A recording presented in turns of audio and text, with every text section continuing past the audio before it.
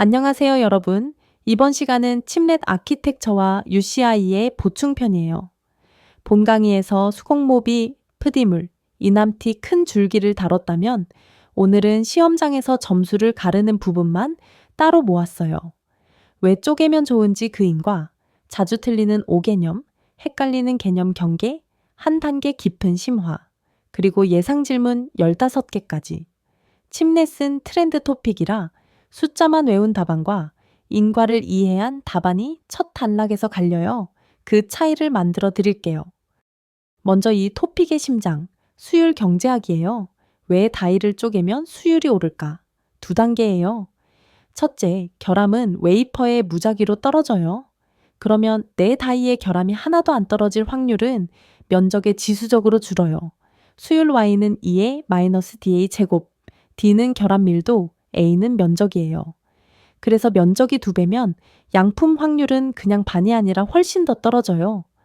둘째, 쪼개면 결함 맞은 다이만 버리고 양품, KGD만 골라 패키징해요. 그러니까 결함 하나에 손실이 큰 다이 통째가 아니라 작은 조각 하나로 국소화되죠. 답안에는 이 두 단계, 지수적 감소 더하기 KGD 국소화를 같이 쓰세요. 그래야 작아서 만들기 쉽다는 절반짜리 답이 아니라 인과형 답안이 됩니다. 근데 여기 함정 1순위가 있어요. 그럼 쪼갤수록 무조건 좋은 거 아니냐? 아니에요.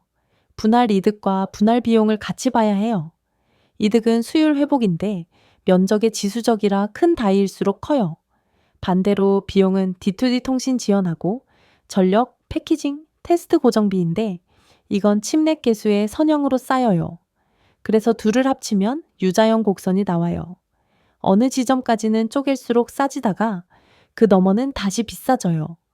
작은 칩을 잘게 쪼개면 원래 수율이 높아서 절감 여지는 없는데 고정비만 쌓여서 오히려 손해예요. 그래서 정답은 무조건 분할이 아니라 통신 빈도와 대역폭을 기준으로 분할 입도를 최적화하는 거예요. 통신이 잦은 블록은 한 칩넷에 묶고 독립적인 I/O나 아날로그만 떼요. AMD가 코어는 CCD, I/O는 IOD로 자른 경계가 정확히 이 기준이에요. 세 번째, 자주 섞이는 개념, 네 쌍을 갈라둘게요. 첫째, 칩넷과 SoC. SoC는 모든 기능을 단일 다이에 집적한 칩이고, 칩넷은 그 기능을 복수의 다이로 분할한 뒤 패키지에서 재결합한 구조예요. 집적의 단위가 다이냐 패키지냐가 달라요. 둘째, 칩넷과 MCM. 옛날 멀티칩 모듈도 한 패키지에 여러 칩을 넣지만 칩넷은 처음부터 분할을 전제로 설계된 다이를 표준 D2D와 첨단 패키징으로 단일 칩처럼 묶어요. 설계 철학이 다르죠. 셋째, 칩넷과 SIP. SIP는 패키지 안에 시스템을 구성한다는 포괄 개념, 상용어고요. 칩넷은 그걸 구현하는 다이 분할 재조합 아키텍처예요. 넷째, UCI와 PCIe, CXL. PCI하고 CXL은 보드, 시스템 레벨 프로토콜이고 UCIe는 패키지 내부 다이 간 인터커넥트예요. 경쟁이 아니라 UCIe가 PCI하고 CXL을 수용하는 계승 관계예요. 이제 답안지에서 자주 범하는 5개념을 격파할게요. 먼저 4개. 하나, 칩넷을 보드 위에 칩 여러 개로 서술하는 것. 칩넷은 패키지 내부에서 다이를 분할, 재결합하는 구조예요. 보드 레벨이면 PCIe, CXL의 영역이고요. 둘, UCIe 3.0의 속도를 32GT/S로 쓰는 것. 32는 1.0 수치예요. 두 번 진화하며 48, 64로 2배가 됐어요. 셋, 코어스를 3D로, 포베로스를 2.5D로 뒤바꾸는 것. 회사 세트로 외우세요. 인텔은 EMIB가 2.5D, 포베로스가 3D, TSMC는 코어스가 2.5D, SOIC가 3D. 넷, 수율 향상을 작아서 만들기 쉽다로만 쓰는 것. 메커니즘이 빠진 절반의 답이에요. 면적의 지수적 감소 더하기, KGD 국소화 두 단계를 꼭 쓰세요. 나머지 3개예요. 5, 인터포저를 패키지 기판과 같은 거로 보는 것. 유기 기판은 배선이 거칠어서 칩넷 간 초고밀도 연결을 못 받아요. 인터포저는 실리콘 뒤에 반도체 공정으로 미세 배선을 새긴 밀도 변환층이에요. 단면도에 별도층으로 그리세요. 6. UCIE를 PCIE의 경쟁 차세대 표준으로 쓰는 것. 층이 달라요. PCIe는 시스템 레벨, UCIe는 패키지 내부고, UCIe가 PCIe를 그대로 수용해요. 경쟁이 아니라 수용이라고 쓰세요. 7. 모놀리식은 곧 사라진다로 결론 내는 것. 비용을 한쪽만 본 거예요. D2D 통신하고 발열, 패키징 비용 때문에 통신이 잦은 블록이나 전력 빠듯한 모바일 SoC에서는 모놀리식이 여전히 유리해요. 그러니까 분할 입도를 최적화하는 설계 문제로 수렴한다.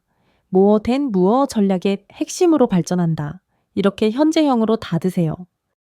5번째, 한 단계 깊은 심화예요. 먼저 패키징 물리. 인터포저는 아까 말한 밀도 변환층인데 위로는 마이크로 범프로 칩넷을, 아래로는 더 굵은 범프로 기판을 받아요. 비용을 아끼려면 큰 인터포저 대신 기판에 작은 실리콘 브리지만 박는 변화형 인텔 EMIB를 써요. 그리고 하이브리드 본딩. 마이크로 범프는 솔더 돌기라 피치를 수십 마이크로미터 아래로 못 줄여요. 하이브리드 본딩은 범프 없이 구리를 직접 접합해서 10 마이크로미터 이하로 줄여요. 효과는 둘, 연결점이 수십 배 늘어 대역폭 밀도가 급증하고 경로가 짧아져 비트당 에너지가 줄어요. 이게 HBM 적층 90%, 에너지 절감의 정체예요. 데이터 이동 에너지는 배선의 정전 용량에 비례하고 정전 용량은 배선 길이에 비례해요.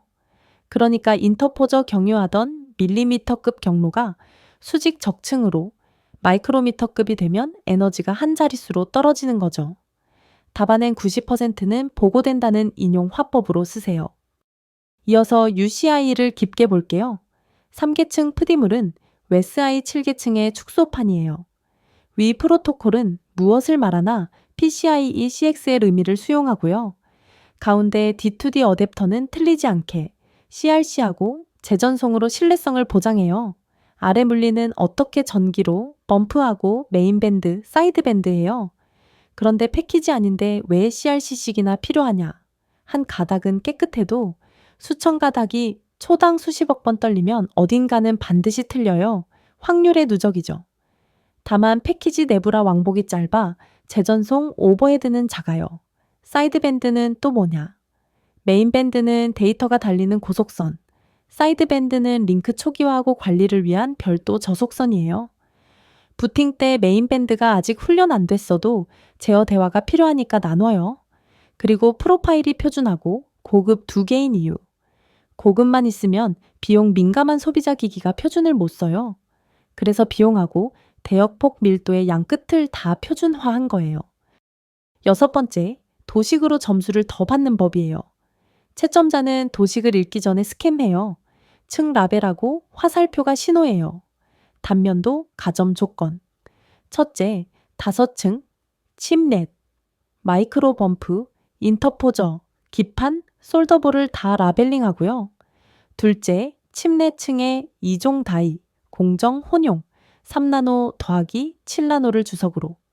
셋째, 범프 옆에 수치, 55 마이크로미터 미만, 하이브리드 본딩, 10 마이크로미터 미만을 병기해요. 인터포저하고 기판을 한 층으로 뭉개면 감점이에요. UCI 스택 가점 조건. 첫째, 3계층 박스 위에 PCIe CXL이 얹히는 화살표로 수용 관계를 표현하고요. 둘째, D2D 어댑터의 CRC 재전송, 물리의 메인밴드 사이드밴드를 주석으로. 그리고 프로파일은 물리 계층에서 갈라지는 가지로 그리면 구조 이해까지 증명돼요. 시간 없으면 UCIe 스택을 남기고 단면도를 줄이세요. 문제 제목에 UCIe가 들어가는 추세라 스택 배점이 더 무거워요. 이제 예상 질문이에요. 먼저 수율하고 구조. 질문, 쪼개면 수율이 오른다는 게 직관이 안 와요. 복권 한 장에 전 재산 거는 거하고 나누어 사는 거 차이예요. 결함이라는 꽝을 맞아도 잃는 게 한 조각뿐이죠. 면적의 지수적 감소 더하기 KGD 국소화. 질문, 칩넷하고 옛날 MCM은 뭐가 달라요? 분할 전제 설계, 표준 D2D, 공정, 혼용 세 가지가 달라요. 질문, 인터포저가 왜 필요해요? 기판에 바로 붙이면.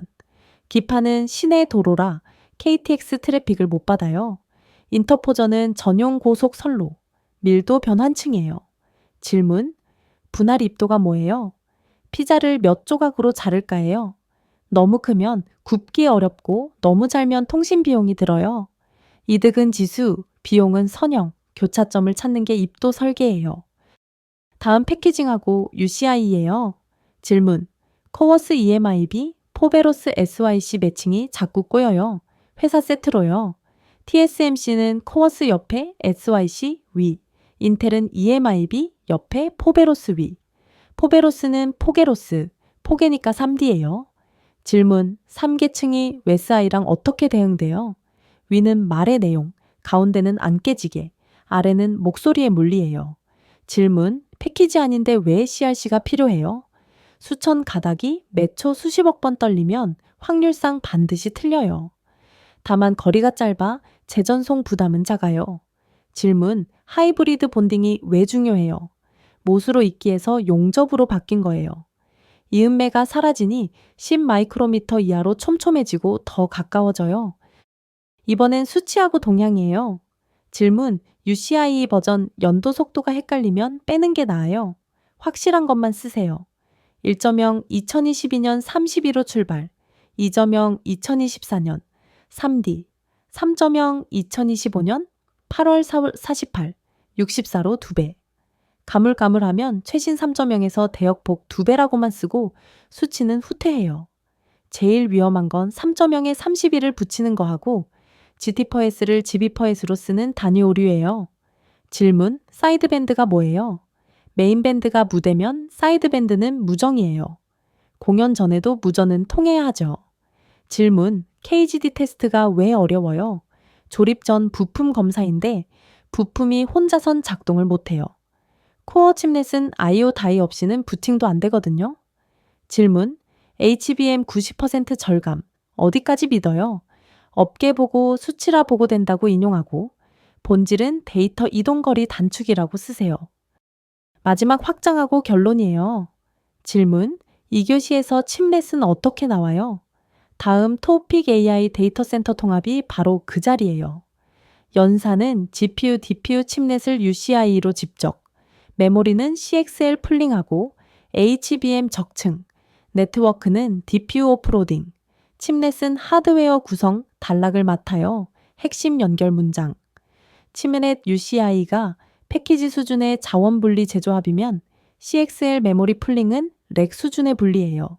같은 철학의 다른 스케일이죠. 질문, 모어 댄 무어를 결론에 어떻게 써요? 키가 안 크면 어깨 위에 올라타기예요. 성능의 동력을 공정 미세화해서 패키징으로 옮기는 전략 선언이고요. 칩넷은 무어의 법칙 둔화를 패키징으로 돌파하는 모어된 무어의 핵심이며 CXL하고 AI 데이터 센터로 확장된다. 이 한 문장이면 결론이 닫혀요. 자, 여기까지가 보충편이에요. 인과를 잡고 오개념을 피하고 경계를 가르면 같은 내용도 고득점이 됩니다. 오늘 보충편 핵심만 다시 짚을게요. 첫째, 수율 경제학, 면적의 지수적 감소 더하기 KGD 국소화, 작아서 쉽다가 아니에요. 둘째, 과분할, 이득은 지수, 비용은 선형, 유자형 곡선의 최적점을 찾는 분할 입도 설계. 셋째, 내경계, 칩넷하고 SOC, MCM, SIP, 그리고 UCIe하고 PCIe. 위치를 정확히 두세요. 넷째, 결론 무기, 모어 댄 무어 더하기 CXL, AI 데이터 센터. 이 네 가지가 같은 답안을 변별력 있게 만들어요. 본편으로 큰 그림을, 보충편으로 디테일을 잡으셨으면 칩넷은 어떤 각도로 나와도 끄떡없습니다. 오늘도 끝까지 정말 고생 많으셨습니다. 압축을 통한 성장, 집업 심화반이었습니다. 디테일까지 챙기는 게 합격의 차이입니다. 다음 시간에 또 봬요. 감사합니다.